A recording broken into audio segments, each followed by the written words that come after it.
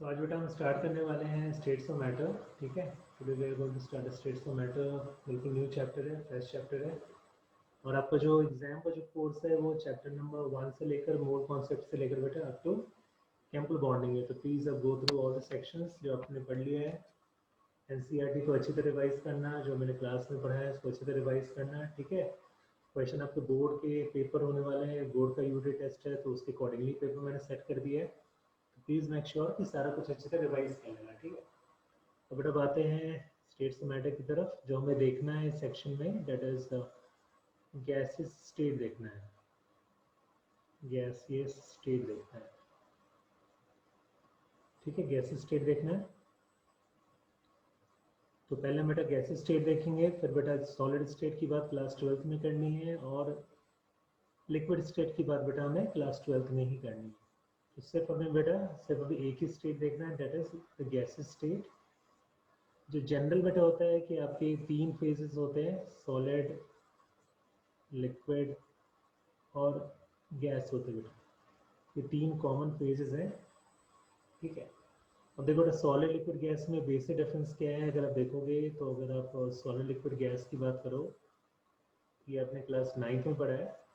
तो अगर आप सॉलिड से लिक्विड की तरफ आते हो, लिक्विड से गैस की तरफ आते हो, तो क्या होता है बेटा, थर्मल एनर्जी इंक्रीज होता है। Thermal energy increases. और वही बेटा आप गैस से लिक्विड की तरफ आते हो, लिक्विड से सॉलिड की तरफ आते हो, तो जो आपका इंटरमोलिकुलर फोर्स होता है बेटा, जो इंटरमोलिकुलर फोर्स है कॉन्स्टिट्यूएंट पार्टिकल के बीच में, इट विल गेट इंक्रीज्ड। यहाँ पे क्या होगा बेटा, इंटरमोलिकुलर फोर्स इंक्रीजेस। ठीक है, तो बेटा अगर आप सॉलिड से लिक्विड की तरफ जा रहे हो, लिक्विड से गैस की तरफ जा रहे हो, तो थर्मल एनर्जी इंक्रीज हो रहा है बेटा। और जब बेटा गैस से आप सॉलिड की तरफ आ रहे हो, तो क्या हो रहा है बेटा, आपका आपका इंटरमोलिकुलर फोर्स इंक्रीज हो रहा है। आपका इंटरमोलिकुलर फोर्स इंक्रीज हो रहा है। इंटरमोलिकुलर फोर्स क्या होता है बेटा, the force which is operating between the two molecule action. तो अगर हम इंटरमोलिकुलर फोर्स की बात करें बेटा, तो फोर्सेज मैंने आपको पहले ही बताया बेटा।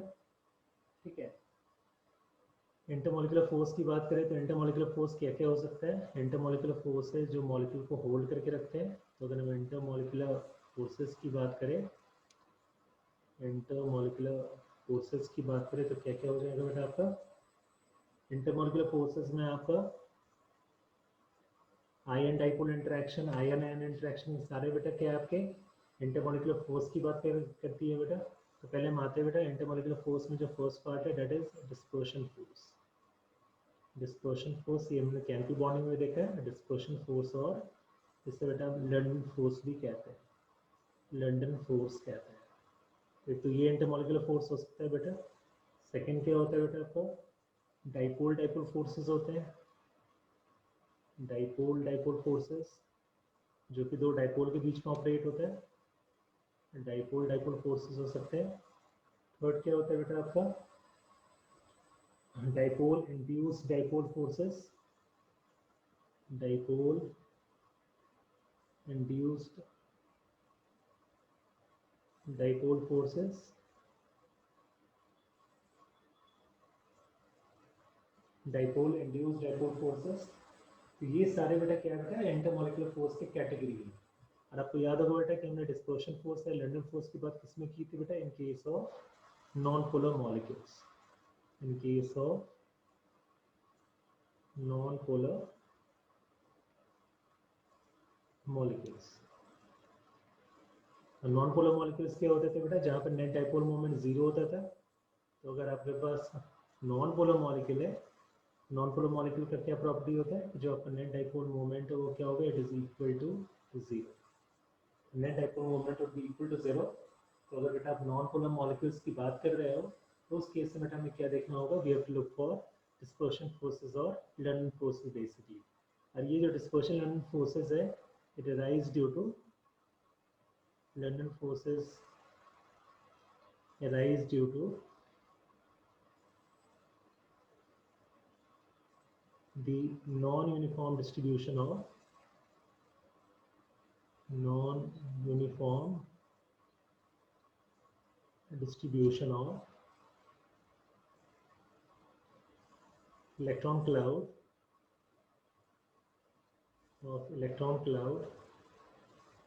at a given instant, at any instant.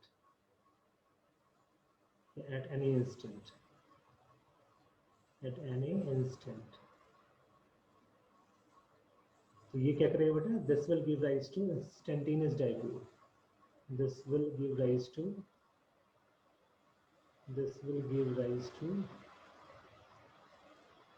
instantaneous dipole.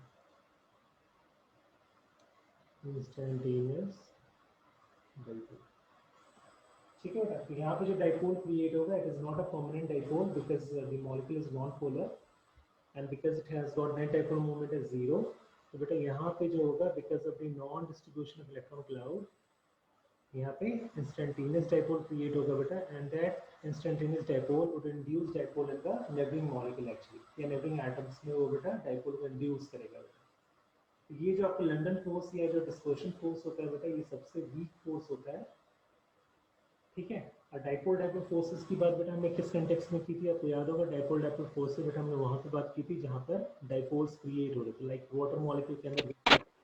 या आप HCl की एग्जांपल ले लो. HCl में क्या है बेटा, because of the difference in electronegativity, यहाँ पे डेल्टा प्लस है, यहाँ पे डेल्टा माइनस है. सब्सिक्वेंटली अगर आप दूसरे मॉलिक्यूल की बात करोगे, यहाँ पे डेल्टा प्लस होगा, यहाँ पे डेल्टा नेगेटिव होगा. अब इसमें जो इंट्रैक्शन हो रहा है, this is basically dipole interaction basically. ठीक है, तो डाइपोल कब होगा बेटा, when there is a difference in the electronegativity of the bonded atom and the molecule would have net dipole moment not equal to 0. तो यहाँ पे बेटा कब राइज होगा, जब unit is not equal to 0. Third type बेटा क्या है, डाइपोल इंड्यूस्ड डाइपोल. ये तब होगा बेटा जब बेटा एक मॉलिक्यूल पोलर होगा, another molecule is non polar. ठीक है, तो एक मॉलिक्यूल पोलर है, एक मॉलिक्यूल नॉन पोलर है बेटा. तो उस केस में क्या होगा बेटा, dipole induce dipole forces operating. तो इस केस में क्या होगा बेटा, one molecule would be polar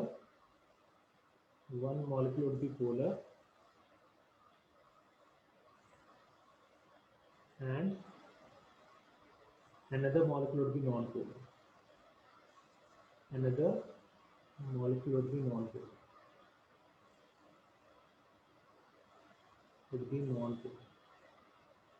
एक पोलर होगा जिसके पास डाइपोल होगा बेटा, एक नॉन पोलर होगा. In that particular case it will give rise to dipole induced dipole forces.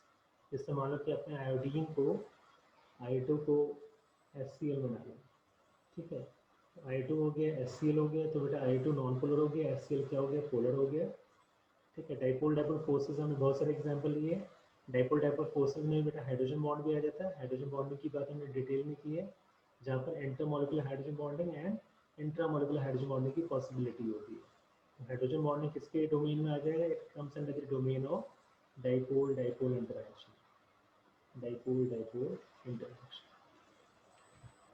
ठीक है बेटा, तो ये जो बेटा आप देख रहे हो क्या कि सॉलिड में जो इंटरमॉलिक्यूलर फोर्स होगा वो बेटा काफ़ी प्रोमिनेंट होगा. सॉलिड में इंटरमॉलिक्यूलर फोर्स काफ़ी प्रोमिनेंट होगा और गैस में इंटरमॉलिक्यूलर फोर्स काफ़ी वीक होगा. ठीक है, लेकिन बेटा जब हम थर्मल एनर्जी की बात करें, तो क्या होगा बेटा, गैस में जो थर्मल एनर्जी होगा वो सबसे ज़्यादा होगा. ठीक है, अभी थर्मल एनर्जी क्या होता है ये मेंशन कर लोगे, नेक्स्ट पेज में बताता हूँ. थर्मल एनर्जी क्या होता है,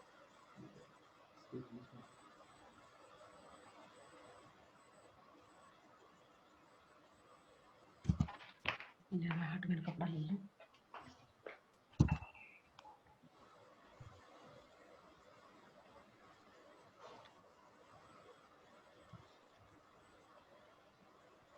तो थर्मल एनर्जी में आएंगे, तो थर्मल एनर्जी बेटा गैसेस कंपोनेंट का सबसे ज़्यादा होगा, फॉलोड बाय लिक्विड, लीस्ट होगा बेटा आपका सॉलिड कंपोनेंट का. तो थर्मल एनर्जी क्या होती है ये नोट करोगे.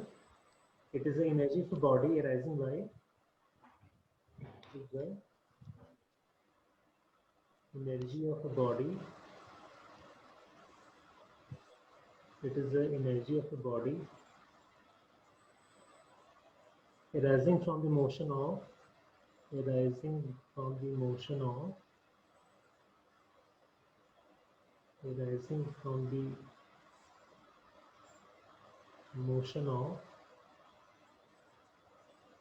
its atom or molecule, arising from the motion of its atom or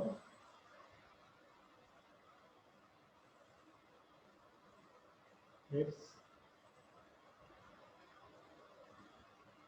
molecules. ठीक है, तो थर्मल एनर्जी क्या बेटा? It is energy of a body rising from the motion of its atom और इट्स मॉलिक्यूल। तो जो atom और molecule का जो बेटा मोशन होता है, चाहे वाइब्रेशन ले लो चाहे ट्रांसलेशन ले लो, and because of this give rise to the thermal energy basically. ठीक है, यहाँ पे इसके नीचे में पॉइंट नोट करोगे, it is directly proportional to, it is directly proportional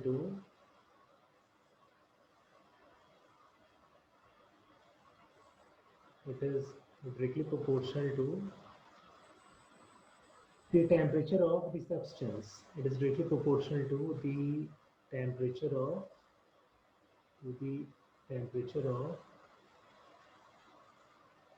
the substance. It is directly proportional to the temperature of the substance. ठीक है बेटा,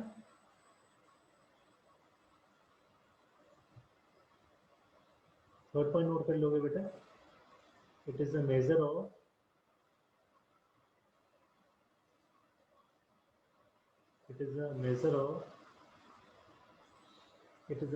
the kinetic energy of the particle, of the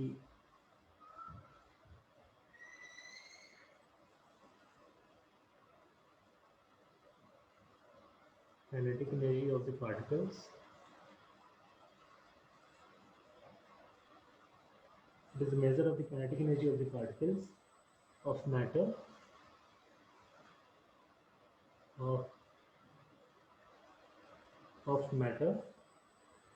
and is thus responsible for the movement of particle. And is thus responsible for the movement of the particles.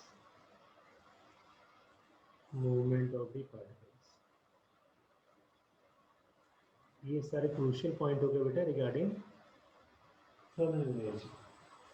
ये thermal energy के सारे आपका क्या होगा बेटा? इंपॉर्टेंट पॉइंट होगा। तो क्या क्या होगा बेटा? It is energy of the body rising from the motion of the atom और मॉलिक्यूल।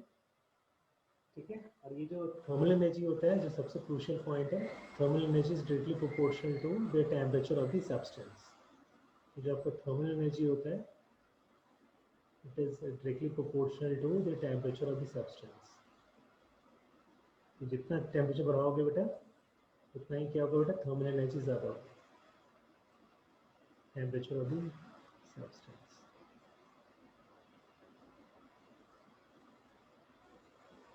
तो कौन सा फेज बेटा प्रेडोमिनेंट होगा, वो किस पे डिपेंड करेगा? It will depend upon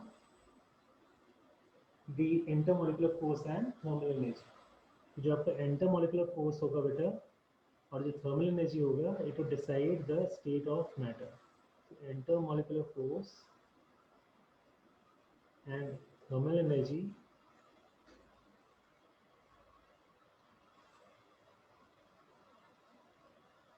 would eventually decide the state of matter actually. ठीक है, इन दोनों में कंपटीशन हो रहा है बेटा, competition between intermolecular forces and thermal energy.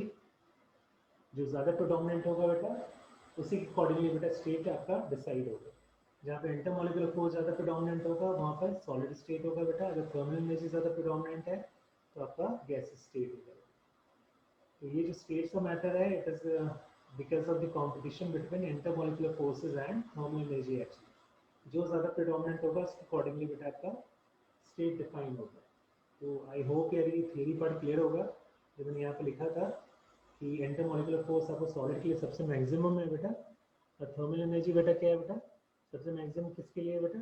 आपका गैसियस फेज के लिए। Because at a given temperature जो आपके गैसियस फेज के जो मॉलिक्यूल होते हैं, they are more random, they can move more freely as compare to liquid and solid. तो इसकी थर्मल एनर्जी सबसे ज़्यादा होगी बेटा, और इसकी थर्मल एनर्जी सबसे कम होगी, क्योंकि जो आपका सॉलिड के पार्टिकल होते हैं, they are rigidly packed actually, they are very close to each other and they are packed in a very very efficient manner. यहाँ पे पैकिंग ज़्यादा होती है पार्टिकल की, यहाँ पे लेस एफिशिएंट पैकिंग है, बहुत ही पार्टिकल फ्री है बेटा, तो यहाँ पे थर्मल मोशन बहुत ज़्यादा होगा, इसकी थर्मल एनर्जी हाई है, इसकी थर्मल एनर्जी कम है। इंटरमोलिकुलर फोर्स की बात करें बेटा तो सॉलिड में इंटरमोलिकुलर फोर्स सबसे ज़्यादा प्रेडोमिनेंट है। अब आते हैं बेटा नेक्स्ट स्लाइड में, जो कि एक जनरल फेजेस के बारे में बताया गया है। सॉलिड, लिक्विड, गैस, प्लाज्मा, एक बेटा बोस आइंस्टाइन कंडेंसेट भी होता है। तो देखोगे यहाँ पे सॉलिड हमें देखना है, हमें लिक्विड देखना है, हमें बेसिक कॉन्स्टिट्यूएंट देखना है, गैस देखना है, प्लाज्मा के बारे में हमें बात नहीं करनी है। ये सिर्फ आपको जानना है कि प्लाज्मा भी फेज होता है। प्लाज्मा में क्या होता है बेटा, जो एटम्स होते हैं वो आयनाइज फॉर्म में होते हैं, जो कि स्टार ऑफ ऑस्मोस में देखा जाता है। तो सॉलिड क्या देख रहा है बेटा कि जो आपका पार्टिकल है, जो कॉन्स्टिट्यूएंट पार्टिकल है, दे आर एफिशिएंटली पैक्ड। यहाँ पे दिख रहा होगा आपको बेटा, यहाँ पे पार्टिकल की जो पैकिंग है वो लूजली पैक्ड है बेटा, और जो इसका शेप होगा बेटा लिक्विड का, वो शेप ऑफ द कंटेनर होगा। यहाँ पे लिखा होगा liquid assume shape of the container, this is important, ये हमने क्लास 9 में पढ़ा है। जो आपका गैस होता है बेटा, उसका वॉल्यूम क्या होता है, गैस का वॉल्यूम, जो कंटेनर का वॉल्यूम है बेटा वही गैस का वॉल्यूम होता है बेटा। यहाँ पे क्या है, the molecule that make up gas fly in all direction at great speed, they are so far apart that the attractive force between them are insignificant. तो ये हो गया बेटा आपका रिगार्डिंग गैसेस पार्टिकल। सॉलिड में क्या होता है, the molecule that makes up a solid are arranged in regular manner, they are held firmly in place but can vibrate within a limited area। तो यहाँ बेटा हल्का सा वाइब्रेशन हो सकता है, बिकॉज थोड़ा सा स्पेस है यहाँ पे, लेकिन बेटा फिर भी वाइब्रेशन बेटा लिक्विड और गैसेस कॉम्पोनेंट के रिस्पेक्ट में बहुत कम होगा। प्लाज्मा क्या है बेटा, at very high temperature, at very high temperature जो स्टार्स के जो एटम्स होते हैं they lose a electron basically, the mixture of electron and nuclei that result is the plasma state of the matter. Plasma का सिर्फ introduction है, इसका detail आपको नहीं जानना है। ये आपको प्लाज्मा हो गया, सॉलिड लिक्विड गैस का बेसिक ट्राइफिकेशन हो गया बेटा as per state of matter concern. ये तो हो गया बेटा इंट्रोडक्शन पार्ट हो गया। अब बेटा देख लेते हैं कि सॉलिड लिक्विड और गैस में क्या बेसिक डिफरेंस है। यहाँ मैंने एक स्लाइड बना दिया है, the difference between states of matter, gas, liquid and solid में क्या डिफरेंस होता है, बहुत ही बेसिक पार्ट है बेटा। गैस क्या होता है बेटा, it assume the shape and volume of the container, this is important, ठीक है, इसी को बेटा हम सारे न्यूमेरिकल में यूटिलाइज करेंगे। लिक्विड क्या होता है बेटा, assume the shape of the part of the container which it occupies or retains a fixed volume and shape, ठीक है।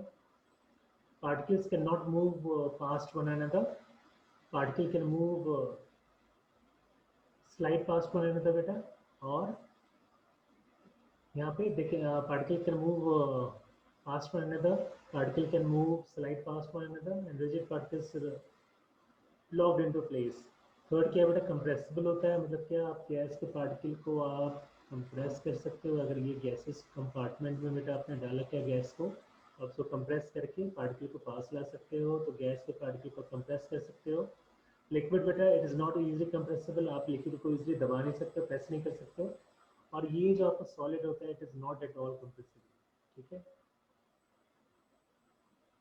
बहुत ज़्यादा फोर्स लगाओगे तो बेटा थोड़ा सा कॉन्ट्रैक्शन होता है, अदरवाइज बेटा सॉलिड आर इनकम्प्रेसिबल। तो बेटा हम यहाँ पे क्या लिख सकते हैं, सॉलिड की जो कंप्रेसिबिलिटी होती है ऑलमोस्ट बहुत कम होती है, तो इट इज इनकम्प्रेसिबल आप लिख सकते हैं। कंप्रेसिबल मतलब क्या, आप इसके एटम या मॉलिक्यूल को पास में ला सकते हो। तो गैसेस कॉम्पोनेंट को बेटा आप इजीली पास ला सकते हो क्योंकि बहुत फ्री स्पेस होता है, तो आप उसको पुश कर सकते हो अंदर की तरफ। फोर्थ पॉइंट हो गया बेटा flow easily, regarding the fluidity आप देख सकते हो does not flow. Low density, intermediate density, high density. Density क्या होता है बेटा, रो से रिप्रेजेंट करते हैं, मास अपॉन वॉल्यूम होता है, तो ध्यान रखना है। 6 pointers, very small intermolecular attractive forces जो देख लिया बेटा, बट हाई थर्मल एनर्जी होगा। इंटरमीडिएट होगा बेटा यहाँ पर high intermolecular force but less thermal energy. ये जो लास्ट पॉइंट है it is related to intermolecular force and thermal energy. जो लास्ट पॉइंट है it is on the basis of intermolecular force and thermal energy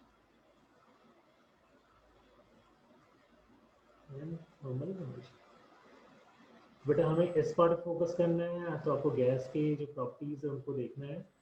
तो gas क्या क्या होगा बेटा, गैस की वॉल्यूम क्या होती है, जो कंटेनर की वॉल्यूम होती है, ठीक है। शेप क्या होगा, जो कंटेनर का शेप होगा वही गैस भी अपना शेप उसका अडॉप्ट कर लेता है। सेकंड क्या बेटा, गैस को आप इजीली कंप्रेस कर सकते हो, दैट इज मोर इम्पोर्टेंट। तो gases are easily compressible because they have got lot of empty space between their atom और मॉलिक्यूल। तो गैसेस से पार्टिकल को आप इजीली कंप्रेस कर सकते हो। सेकंड, थर्ड पॉइंट है उनकी डेंसिटी कम होती है बेटा। And fourth point is gas की बेटा थर्मल एनर्जी ज़्यादा होगी या काइनेटिक एनर्जी ज़्यादा होगी, लेकिन as far as intermolecular force are concerned it is quite weak.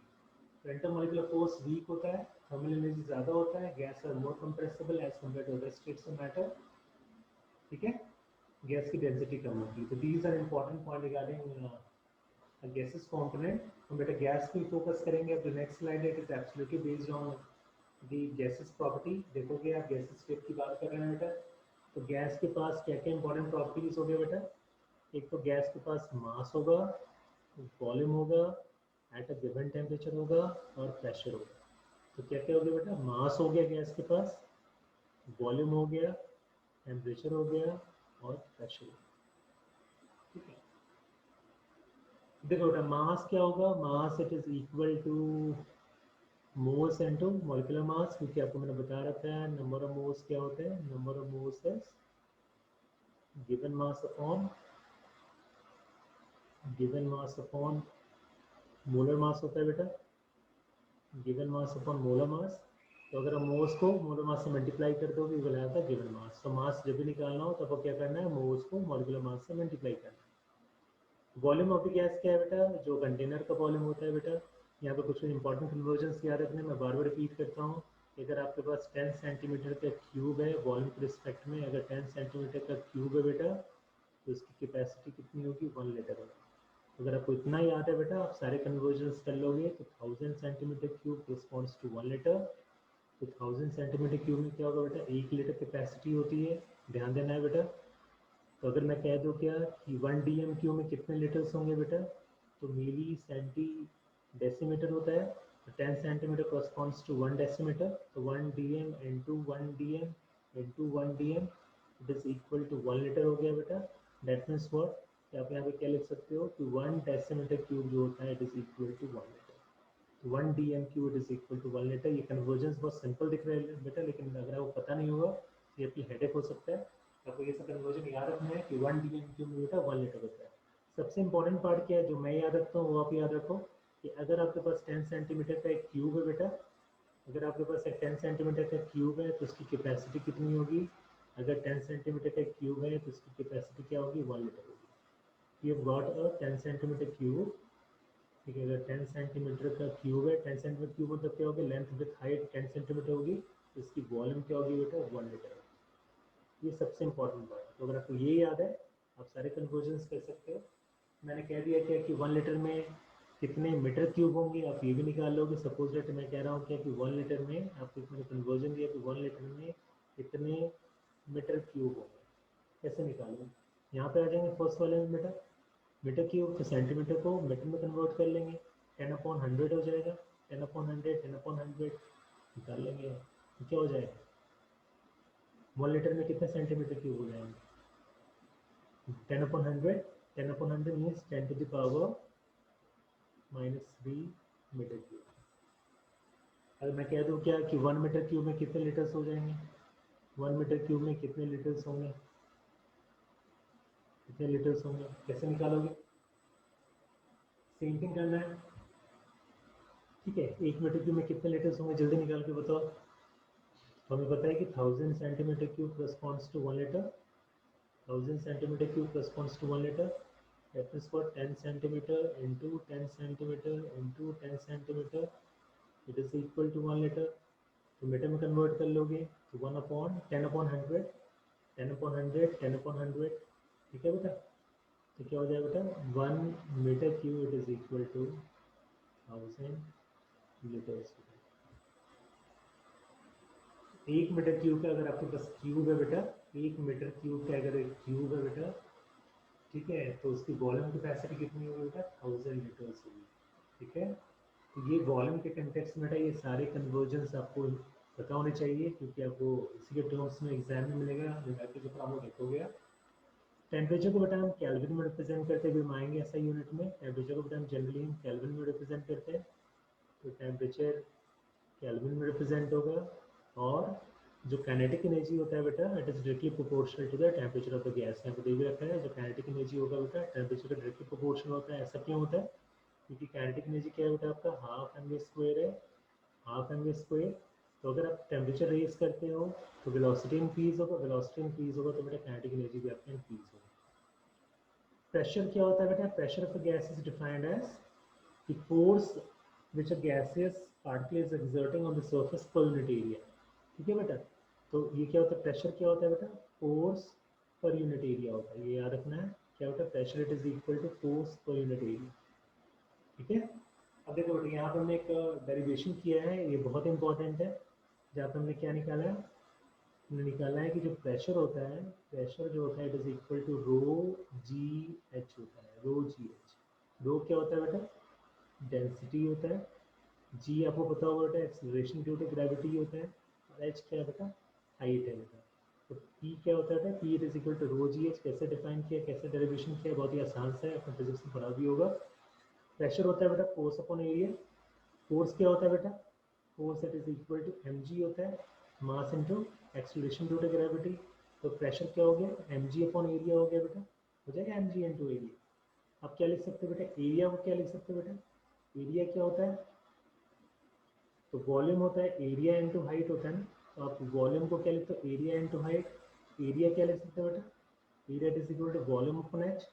तो क्या आ जाएगा बेटा? देखोगे तो एम जी को क्या लिख सकते हो? P it is equal to m g upon V upon h लिख सकते हैं।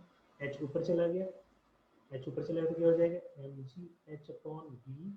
और मास अपॉन वॉल्यूम क्या होता है? डेंसिटी होता है। तो क्या आ गया बेटा? Pressure is equal to rho g. ये जो रिलेशन है pressure it is equal to rho g h बेटा बहुत इंपॉर्टेंट है। अभी हम इसको न्यूमेरिकल भी करने वाले हैं, तो आपको बेटा ये रिलेशन बिल्कुल याद रखना है कि जो प्रेशर होगा और डेंसिटी के बीच में क्या रिलेशन है? Pressure it is equal to rho into g into h, where rho is the density. ठीक है, रो क्या है बेटा आपका? डेंसिटी। तो डेंसिटी को बेटा हम रो से रिप्रेजेंट करते हैं, तो रो डेंसिटी हो गया, जी आपका एक्सेलरेशन ड्यू टू ग्रेविटी हो गया, एच क्या हो गया बेटा? हाइट हो गया। ये सिंपल सा डेरिवेशन हो गया बेटा। हमने क्या किया? प्रेशर को क्या लिखा था? फोर्स अपॉन एरिया, तो एम जी अपॉन एरिया हो गया। एरिया को क्या लिख दिया? We upon H. एच ऊपर चला गया, m g h upon V हो गया बेटा, m g h upon V हो गया। और बेटा मास अपॉन वॉल्यूम क्या लिख सकते हैं? Density. Mass upon volume density होता है, तो डेंसिटी क्या होता है? मास अपॉन वॉल्यूम होता है। तो आपने डेंसिटी से उसको रिप्लेस किया तो क्या मिल गया? P it is equal to rho g. तो ये बेटा आपको रिलेशन आपको याद रखना है, इट इज इम्पॉर्टेंट। ये डेरिवेशन अच्छी तरह देख लो, कोई डाउट होगा बताओगे मुझे। नेक्स्ट स्लाइड में आते हैं।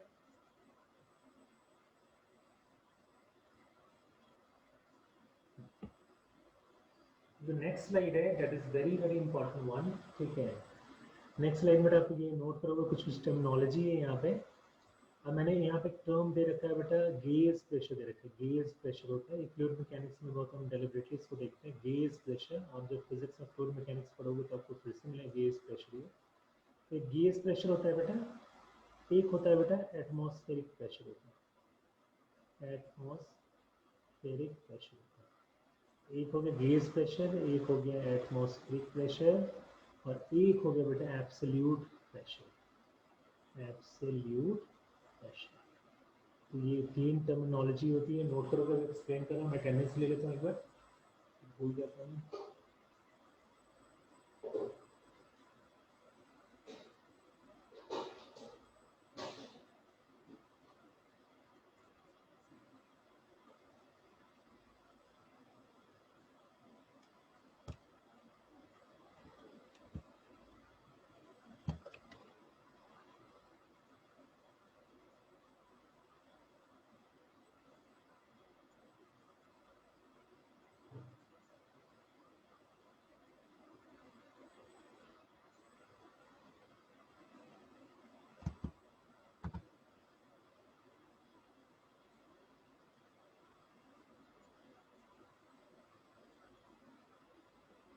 एक हो गया बेटा गेज प्रेशर हो गया, एक आपका एटमॉस्फेरिक प्रेशर हो गया, एक आपका एब्सोल्यूट प्रेशर हो गया बेटा। तो देखो बेटा क्या रिलेशन है तीनों के बीच में। तो आपको मैंने यहाँ पे एक फ्लो डायग्राम दिखा रखा है ना। तो आपको देखा होगा बेटा कि जो एब्सोल्यूट प्रेशर होता है, जो एब्सोल्यूट प्रेशर होता है किसके बराबर है? Gauge pressure plus atmospheric pressure. ये रिलेशन बड़ा इंपॉर्टेंट है बेटा, जो एब्सोल्यूट प्रेशर को टोटल प्रेशर बोलते हो। टोटल प्रेशर क्या होता है बेटा, गेज प्रेशर और एटमॉस्फेरिक प्रेशर के समेशन के बराबर होता है, ठीक है। अब बेटा गेज प्रेशर क्या होता है, the pressure related to the atmosphere. अब देखो बेटा गेज प्रेशर को जो हमने दिखा रखा है, ये आपका एटमॉस्फेरिक प्रेशर है, this is the atmospheric pressure, atmospheric pressure है, ये आपका एटमॉस्फेरिक प्रेशर है, और ये आपका वैक्यूम है, ये आपका वैक्यूम है बेटा। एटमॉस्फेरिक प्रेशर के रिस्पेक्ट में गेज प्रेशर देख लो, मान लो कि आप इस पॉइंट पे, अगर आप इस पॉइंट पे होते तो गेज प्रेशर क्या हो जाता, अगर आप यहाँ पे होते तो गेज प्रेशर बेटा एटमॉस्फेरिक प्रेशर के रिस्पेक्ट में देखना है, बहुत इंपॉर्टेंट है बेटा। तो गेज प्रेशर ये हो जाता, और इस पॉइंट पे हो बेटा तो एटमॉस्फेरिक प्रेशर क्या हो जाएगा, यहाँ से यहाँ। एटमॉस्फेरिक प्रेशर वैक्यूम के रिस्पेक्ट में देखते हैं बेटा, atmospheric pressure with respect to vacuum, ठीक है। आप नोट कर लोगे, atmospheric pressure with respect to vacuum. Vacuum के रिस्पेक्ट में देखते हो, कोई एयर ना हो तो उसके रिस्पेक्ट में कितना प्रेशर क्रिएट हो रहा है, दैट इज एटमॉस्फेरिक प्रेशर। और गेज प्रेशर क्या होता है बेटा, pressure with respect to atmospheric pressure, ठीक है। कि pressure with respect to atmospheric pressure is gauge pressure actually. तो जब भी गेज प्रेशर को मेजरमेंट करोगे, आप क्या करोगे बेटा, एटमॉस्फेरिक प्रेशर के रिस्पेक्ट में करोगे। इसमें आपको एग्जाम्पल दे रहा हूँ, वो ध्यान से देखोगे, ठीक है। अब जैसे मैं मान लो कि मैंने कहा क्या कि ये आपका सी का बेड है, ठीक है, सी लेवल है, ऊपर वाला ए पॉइंट सी लेवल है, और ये बी है बेटा, सी का बॉटम पार्ट है, ये बेटा यहाँ पे सी, ये सी है बेटा, ठीक है। अब इस पॉइंट पे बेटा मैं कहूँ कि क्या प्रेशर लग रहा है, तो आप क्या कहोगे सर, इस पॉइंट में सिर्फ और सिर्फ एटमॉस्फेरिक प्रेशर लग रहा है, PATM लग रहा है। लेकिन मैं कहता हूँ बेटा कि आप कहीं बीच में बैठ जाओ सी के, आप फिर इस पॉइंट पे आ जाओ, अब मेंशन कर रहा हूँ, कम टू दिस पॉइंट, इस पॉइंट को आप ले लो सी। अब मैं कह रहा हूँ कि इस पर क्या प्रेशर लगेगा, तो आप क्या कहोगे, गौर से देखना है, तो सी को आप थोड़ा सा एक्सटेंड करोगे, आप कहोगे सर ये जो एक्सटर्नल लग रहा है ना, इसमें हमें ये प्रेशर को ऐड करना पड़ेगा। ये प्रेशर किसका प्रेशर है, वाटर का प्रेशर है, तो आप इसमें क्या कर रहे हो बेटा, टी वाटर के प्रेशर को ऐड कर रहे हो। तो इस पॉइंट पे बेटा सी पे बेटा क्या लग रहा है बेटा, total pressure, total pressure T total क्या लगेगा, एक तो PATM लगेगा प्लस टी वाटर लगेगा, ठीक है। अब गौर से देखना है, अब ये जो P टोटल हो गया बेटा, इसमें एटमॉस्फेरिक प्रेशर कॉन्ट्रीब्यूशन है, वाटर का कॉन्ट्रीब्यूशन है। अब ये वाटर का जो प्रेशर तुमने मेजरमेंट किया है वो किसके रिस्पेक्ट में किया है, एटमॉस्फेयर के, ये एटमॉस्फेरिक प्रेशर यहाँ पे, ये जो P वाटर हो गया बेटा, ये क्या हो गया आपका, gauge pressure, gauge pressure, this is gauge pressure,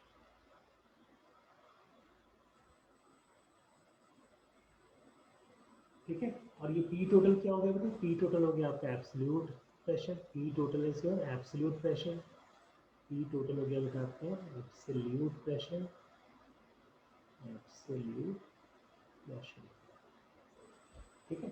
तो ये रिलेशन होता है बेटा गेज प्रेशर, जो कि आप एटमॉस्फेरिक प्रेशर के रिस्पेक्ट में देख रहे हो, एटमॉस्फेरिक प्रेशर वैक्यूम के रिस्पेक्ट में देख रहे हो बेटा, और टोटल प्रेशर बेटा जो क्या होगा बेटा, टोटल प्रेशर ये एब्सोल्यूट प्रेशर है, gauge pressure plus atmospheric pressure. ये रिलेशन बेटा हो गया, बहुत इंपॉर्टेंट हो गया ये रिलेशन।